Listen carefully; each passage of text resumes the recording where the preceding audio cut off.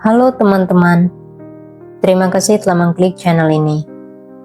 Melalui channel yang sederhana ini, kami membagikan kisah-kisah Buddhis dan inspirasi yang mungkin Anda suka dan menginspirasi hidup Anda.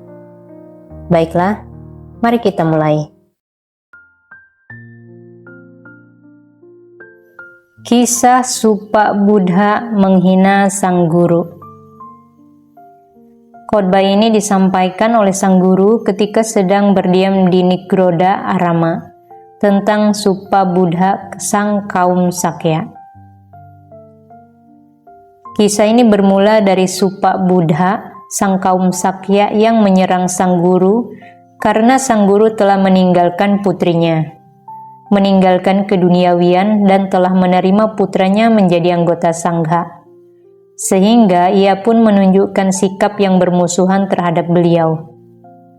Suatu hari, ia berkata dalam dirinya, "Saya tidak akan membiarkan sang guru pergi ke tempat beliau diundang dan menerima derma makanan."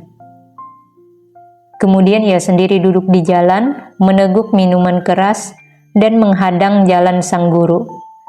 Ketika sang guru beserta para biku tiba di jalan yang diduduki oleh Supa Buddha, mereka berkata kepadanya, "Sang guru sedang mendekat." Supa Buddha menjawab, "Suruh ia jalan saja. Ia tidak lebih tua daripada saya. Saya tidak akan memberikan jalan untuknya." Meskipun pengumuman tentang kedatangan sang guru telah diucapkan berulang kali kepada Supa Buddha, ia tetap memberikan jawaban yang sama dan duduk di jalan itu. Karena paman beliau menolak untuk memberikan jalan, sang guru berbalik arah.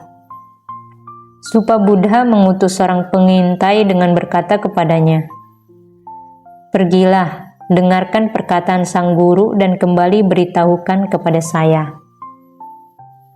Ketika sang guru berjalan pulang, beliau tersenyum, lalu Anandathera bertanya kepada beliau, "Bhante, mengapa Anda tersenyum?" Sang guru menjawab, "Ananda, lihatlah Supa Buddha sang kaum Sakya itu. Saya melihatnya, Bhante. Ia telah melakukan sebuah kejahatan yang berat dengan menghadang jalan seorang Buddha seperti saya. Dalam 7 hari ke depan, di atas lantai istananya, di ujung tangga, ia akan ditelan oleh bumi." Pengintai itu mendengar perkataan tersebut dan bergegas pergi menemui Supa Buddha. Supa Buddha berkata, "Apa saja yang dikatakan oleh keponakan saya ketika ia berjalan pulang?" Pengintai itu memberitahukan apa yang telah didengarnya kepada tuannya. Tatkala Supa Buddha mendengar perkataan yang telah diucapkan oleh keponakannya, yaitu sang Buddha, ia berkata, "Musibah yang dikatakan oleh keponakan saya tidak akan serta-merta menimpa saya. Apa yang dikatakannya terjadi memang bisa terjadi. Meskipun begitu, saya tetap akan membuktikan bahwa dirinya adalah seorang pembohong." Ia tidak berkata dengan jelas. Pada hari ke-7 ia akan ditelan oleh bumi. Ia mengatakan bahwa di lantai istananya, di ujung tangga, ia akan ditelan oleh bumi. Oleh karena itu, mulai sekarang saya tidak akan pergi ke tempat itu. Dan dengan tidak ditelan oleh bumi di tempat tersebut, saya akan membuktikan bahwa dirinya adalah seorang pembohong. Kemudian Supa Buddha membawa semua peralatan rumah tangganya ke lantai teratas dari istananya yang bertingkat 7, memindahkan tangga, menutup pintu, menempatkan 2 orang ksatria pengawal di masing-masing pintu. Ia berkata kepada para pengawal, "Jika saya menjadi lupa dan turun ke bawah, kalian harus membuat saya kembali ke atas." Dan setelah berkata demikian, ia duduk di dalam kamar istananya yang mewah di lantai 7. Ketika sang guru mendengar tentang perbuatannya, beliau berkata, "Para biku, jangan biarkan Supa Buddha merasa puas dengan naik ke lantai teratas istananya. Biarlah ia terbang melesat dan duduk di udara. Biarlah ia duduk di sebuah perahu, atau biarlah ia masuk ke dalam perut sebuah gunung. Tidak ada satupun perkataan para Buddha yang tidak tepat. Ia akan masuk ke dalam bumi persis seperti yang telah saya katakan. Dan setelah berkata demikian, beliau menyampaikan uraian Dhamma dengan mengucapkan bait berikut ini. Bukan di alam surgawi, bukan di dalam lautan, bukan di dalam gua. Seseorang harus masuk ke sana. Tempat itu tidak dapat ditemukan di dunia ini. Di mana seseorang berdiam di sana, kematian tidak akan menghampirinya. Pada hari ketujuh setelah sang guru dihadang ketika hendak berpindah patah, seekor kuda kerajaan milik Supa Buddha terlepas di lantai dasar istana dan berlarian menendang dinding istana. Supa Buddha meskipun sedang duduk di lantai teratas, mendengar suara keributan itu dan bertanya tentang kejadian yang sedang berlangsung. Kuda kerajaan milik Anda telah terlepas, jawabnya. Ketika kuda itu melihat Supa Buddha, ia segera terdiam. Supa Buddha yang hendak menangkapnya, bangkit dari duduknya dan menuju ke arah pintu. Pada saat itu juga, pintu tersebut terbuka dengan sendirinya. Tangga kembali ke posisi semula, dan para pengawal yang berdiri di depan pintu mencekik lehernya dan melemparnya ke bawah. Dengan cara yang sama, semua pintu dalam istana berlantai 7 itu terbuka dengan sendirinya. Tangga-tangga kembali ke posisi semula, dan para pengawal yang berdiri di depan pintu mencekik lehernya dan melemparnya ke bawah. Tatkala ia telah sampai di ujung bawah anak tangga di lantai dasar, bumi terbuka dan membelah lalu menelan dirinya, dan ia terlahir kembali di neraka Awici.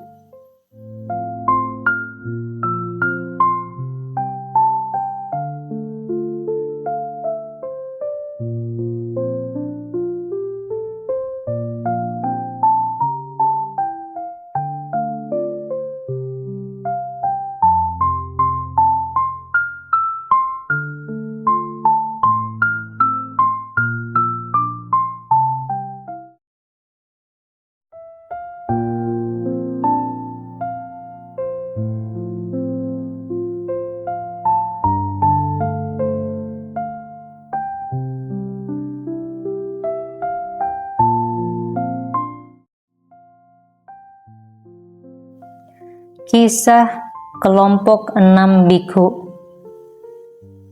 Khotbah ini disampaikan oleh sang guru ketika sedang berdiam di Jetavana tentang para bikhu kelompok 6. Dahulu kala, ketika tempat tinggal telah disiapkan untuk para bikhu kelompok 17, para bikhu kelompok 6 berkata kepada para bikhu kelompok 17, "Kami lebih tua, ini adalah milik kami."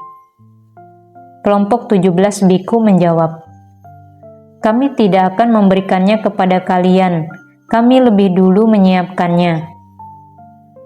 Kemudian, kelompok 6 bikhu memukuli para bikhu kelompok 17.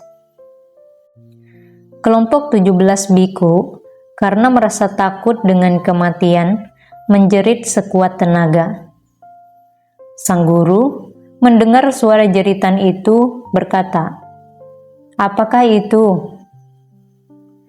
Ketika mereka memberitahukan beliau, beliau menetapkan peraturan mengenai berteriak dengan berkata, "Para bikhu, mulai sekarang, seorang bikhu tidak boleh melakukan hal ini.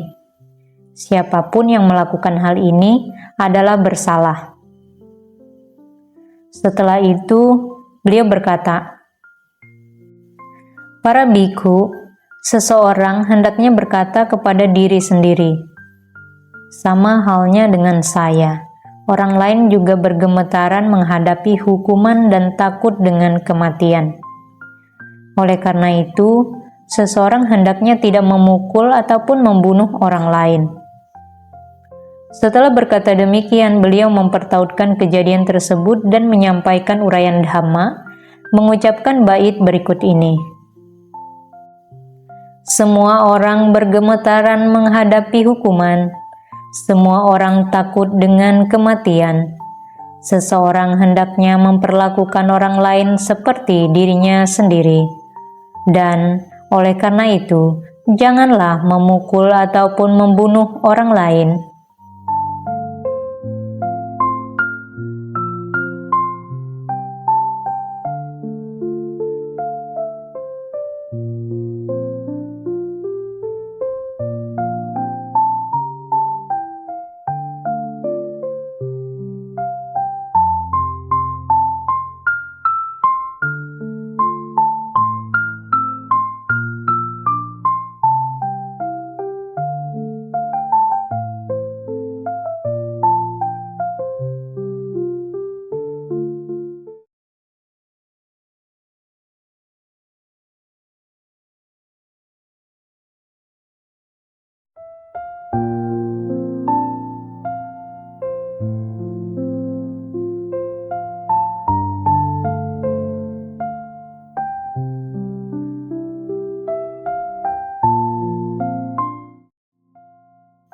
Kisah kelompok 6 biku.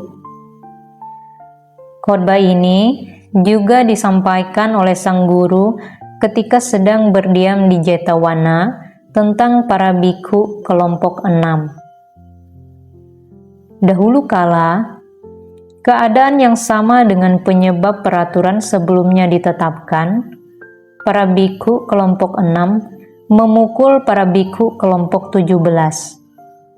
Kemudian, para biku kelompok 17 melakukan ancaman dengan gerakan tangan. Sang guru mendengar suara jeritan para biku kelompok 17 dan bertanya, "Apakah itu?" Setelah diberitahukan penyebabnya, beliau menetapkan peraturan mengenai ancaman gerakan tangan dengan berkata, "Para biku, mulai sekarang tidak ada seorang biku pun yang boleh melakukan hal semacam ini. Siapapun yang melakukannya adalah bersalah." Setelah itu, beliau berkata, "Para biku, seorang biku hendaknya berpikir, sama halnya dengan saya, orang lain juga bergemetaran menghadapi hukuman. Sama halnya dengan saya, orang lain juga menghargai kehidupan." Dan dengan berpikiran seperti itu, ia hendaknya tidak memukul ataupun membunuh orang lain. Setelah berkata demikian, beliau mempertautkan kejadian tersebut dan menyampaikan uraian dhamma, mengucapkan bait berikut ini. Semua orang bergemetaran menghadapi hukuman. Semua orang takut dengan kematian. Seseorang hendaknya memperlakukan orang lain seperti dirinya sendiri. Dan oleh karena itu, janganlah memukul ataupun membunuh orang lain.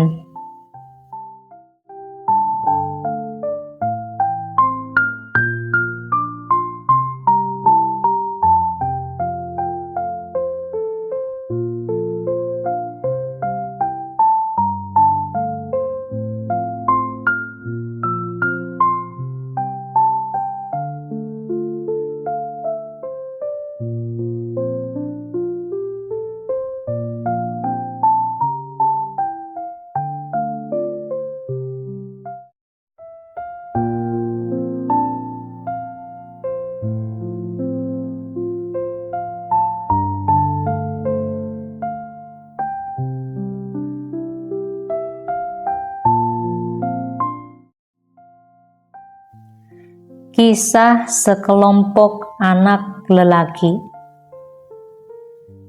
Khotbah ini disampaikan oleh sang guru ketika sedang berdiam di Jetawana tentang sekelompok anak lelaki. Suatu hari, ketika sang guru memasuki Sawathi untuk berpindah patah, beliau melihat sekelompok anak lelaki di pinggir jalan yang sedang memukuli seekor ular peliharaan dengan tongkat. Kemudian beliau bertanya, "Anak-anak, apa yang sedang kalian lakukan?" "Bhante," jawab anak-anak itu, "kami sedang memukuli seekor ular dengan tongkat." "Mengapa kalian berbuat seperti itu?" "Bhante, kami khawatir ia akan menggigit kami." Lalu sang guru berkata, "Jika kalian memukul ular ini dengan pikiran seperti ini, kita tidak boleh melakukannya hanya demi kebahagiaan kita sendiri.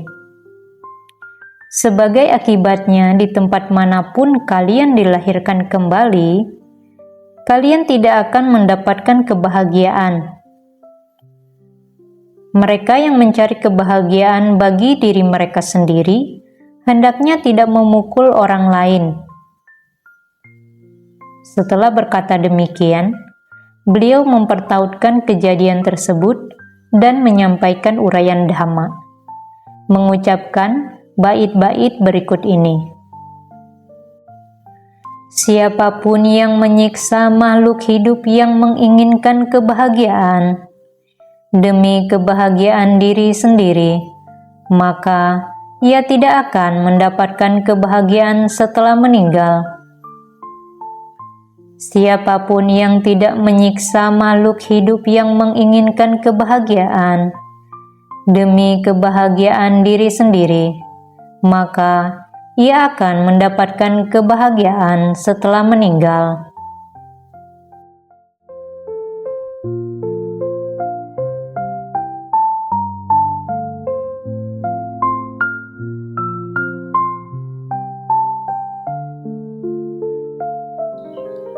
Demikianlah teman-teman akhir kisah ini. Semoga kisah ini memberikan inspirasi bagi Anda.